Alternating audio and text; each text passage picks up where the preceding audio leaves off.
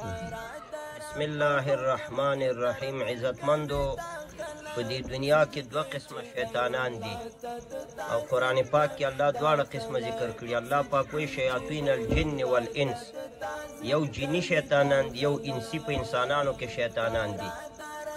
او د دواړو شیطانانو کار څه دی په ګډه؟ یوحي بعضهم الی بعض زخرف القول غرورا. الله وایي یو بل ته دا غوړې زیړې خبرې کوي، خلک دوکه کوي. دا منیر شاکر د شیاطین الانس د قبیلې نه دی. د شیطان کار دی چې د الله د ذکر نه خلک بندوي. دا ګوره د سبحان الله والحمد لله ولا اله الا الله ذکر دا ښیي چې دا د سره ذکر نه دی. دا قرباني ښیي چې دا اس یو عادت دی. دا منځ ښیي چې دا اس یو رواج دی. دا حج او زکات ټول ښیي. نو د الله د ذکر او د الله د عبادتونو نه منې کول او بندول دا د شیطانانو کار دی. الله په 28مه سپاره کې فرمایي فانساهم ذکر الله استحوذ علیهم الشیطان. الله وی په دې خلکو شیطان غلبه وکړه. فانساهم ذکر الله، نو د الله عبادت ته نیر کو. اولئک حزب الشیطان، دغه خلک چې د الله عبادت ته نیر دی، مونځ تیر دی، قرباني تیره ده، د الله ذکر تیر دی، دا ډله د شیطان ده. الا ان حزب الشیطان هم الخاسرون. الله وی د شیطان ډله به په آخرت کې د خسران او د ناکامۍ سره مخامخ شي. منیر شاکر دا هغه شیطان الانس دی او د خپل ډلې نه د الله ذکر یې استحوذ علیهم الشیطان فانساهم ذکر الله. ګوره صریحي الفاظ د قرآن دي. غالبه شو په دوی باندې شیطان، نو د الله ذکر یې تیر کړو. دا کله د یو عبادت نه انکار کوي او یوازې انکار نه بلکې استهزا او مسخره ورپورې کوي. کله د بل نه د قربانۍ په رابطې ویلي چې دا خو امام ابو حنیفه واجب کړي. دې احمق لوایه قرباني خو رسول الله صلی الله علیه وسلم په خپل امت واجب کړې ده. نبی علیه السلام مبارک فرمایي چا چې قرباني ونه کړه د لوی اختر په ورځ ادې زموږ عیدګاه مانځه ته نه راځي. چا چې قرباني ونه کړه د عیدګاه له نه راځي. دومره سخت الفاظ چې د الله رسول ورکي، نو دا د وجوب دپاره استعمالیږي دا الفاظ. او دا چې وایي قرآن کې وښیه، قرآن کې وښیه، قرآن کې وښیه، او د حدیث نوم ورسره نالي. قرآن او حدیث نه وایي. باړه کې به دې ویل قرآن او حدیث چې کله پنجپیری و. اوس چې پرویزې شو اوس وایي قرآن کې وښیه قرباني. مشکات شریف کې کتاب الاضحیه راواړوه، بخاري کې کتاب الاضحیه راواړوه، کتاب دی په باندې قربانۍ کې. نو څومره روایات د رسول الله صلی الله علیه وسلم نه منقول دي. آیا ته د رسول الله حدیث نه منې؟ یا کوم خلک چې تا ته ناست دي ستا د متبعین حدیث نه مني؟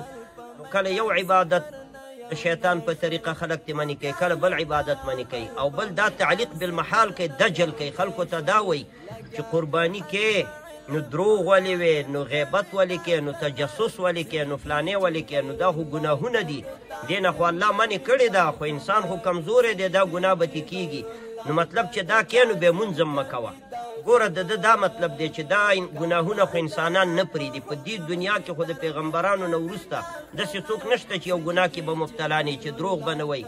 د ده خو ټول کار غیبت دی. تمام ورځ د علماو غیبت کوي او د مسلمانانو غیبت کوي. د ده خو دوه مسلمانان په جنګ اچول، افریدي قومونه یې په جنګ واچول، په لوی شر او خونې واړول. دارنګې په صده او په بړچینار کې خلک په لوی خونریزۍ باندې واړوله.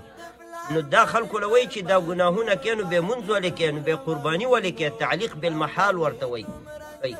بل دا وایي چې د قرآن کریم اصلي هدف چې دی حکومت قایمول دی او نظام اسلامي قایمول دی، منځونه او روژې پکې نشته. نو تاسو ورته داسې وایئ چې صاحبه ستا هم ډېر غټ څټ دی، ورمیږ دی، لوی دی، مضبوط قوي. د اسلامي خلافت دپاره تا کومه ورځ کومه قرباني ورکړې؟ کشمیر چې د پاکستان یوه حصه ده په 15 کاله کې ورښکاره شوی، خوب کې دې لیدلی.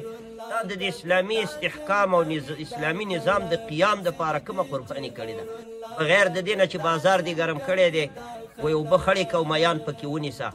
اکثره داسې خلکو له ورځي غرنو خلکو ته، یا پریدو له ورځي، یا بل داسې قوم ته غرني مسلمانان، کلک ساده لوح مسلمانان، غلی راغلی چاندې ته وی، کله د عیدګاه په نوم چاندې وی، کله ښځو نه سره زر او سپین زر راوتښتې، کله بل شی، لوبه دې ګرمه کړي.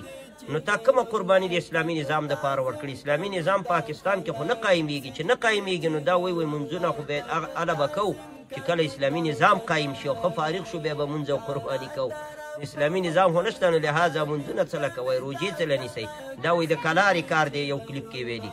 منځونه قربانۍ عبادت حج عمره دا د سړي سینې کار دی چې کله اسلامي نظام راشي اسلامي نظام دپاره څوک هلې ځلې کوي هېڅوک هم نه کوي نو فلهذا دا عبادات هم باید موږ ونه کړو شیطان همدې ته وایي او دجال او دجل همدې ته وایي چې په دې طریقه باندې د خلکو ذهنیت ته دا خبره ورداخلوي چې باید موږ نور منځونه ونه کړو نه عزتمندو مسلمانانو تاسو زه مخاطب کوم مسلمانانو ته وایم دا یاد ساتئ د ګناهونو په کولو سره به عبادتونه نه پرېږدئ دا مطلب نه دی چې زه ګناه کوم نو اوس به عبادت هم نه کوم مونځ څه فایده نه لري الله رب العزت د مسلمانانو صفت هم دا ذکر کړی په 11مه سپاره کې الله فرمایي واخرون اعترفوا بذنوبهم خلطوا عملا صالحا واخر سیئا الله و یو بله ډله په مؤمنانو کې داسې ده چې اعتراف او اقرار یې کړی په خپلو ګناهونو نو بد عمل هم کړی نیک هم کړی دی نو الله به ورته بخښنه وکړي ګوره چې ګناه هم ته نه شوي الله وایي خلطو عملا صالحا نیک عمل هم کړی منځونه هم کړي جهاد هم کړی روژې هم نیولې و آخر سیئ او بل خوا ته یې ګناه هم کړې ده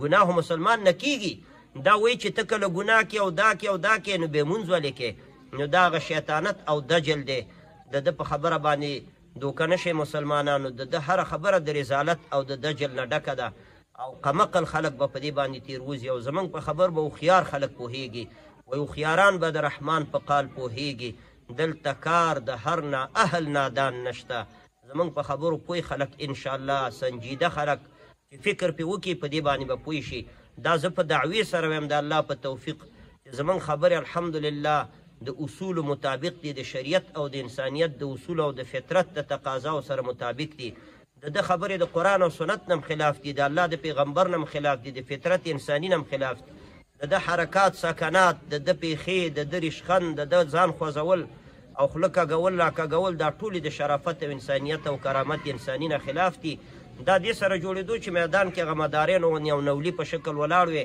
او یو لوبه یې ګرمولې او کله یې سر داسې تاوولې کله یې داسې نه دا چې مخکې قرآن شریف غوړولی ډېر مسلمانان د سیدي که الله یې هلاک کړي په نوم مسلمانان قرآن شریف وغوړئ او نور ریشخند او ډرامې کوي او د قرآن باندې ګزارونه کوي چې منې کړي وایي قرآن یې منې کړو نو قرآن نه دی تهمتداریتوب کې قرآن عظیم الشان تاسو باور وکړئ کیدای شي دا په بېاودسۍ او جنابت کې دا قرآن مخې ته ایښی او کله یې داسې لاس کې ونیسي خوځوي دا قرآن دا قرآن د الله د کتاب توهین کوي دا یوازې نه دی ډېر داسې مسلمانان دي چې قرآن نه سپر جوړ کړی د خپلو چاندو دپاره شخصي اغراضو دپاره دوکهبازۍ دپاره فریب چل دجل شیطانت رضالت دپاره قرآن وسیله ګرځولې قرآن راواړئ کیدیه نو ټکې د قرآن ترجمه نه کوي دې نه علامات د یو آیات مکمله ترجمه وانه اورېدله او نه په ترجمه پوهېږي دا خو ګرامر د عربیت باندې نه پوهېږي او د ده دا هم مسلکي خلک صرف یوه لوبه یې جوړ کړی او خپل بازار یې ګرم کړی وصلی الله علی النبي الکریم وبالمؤمنین رؤوف الرحیم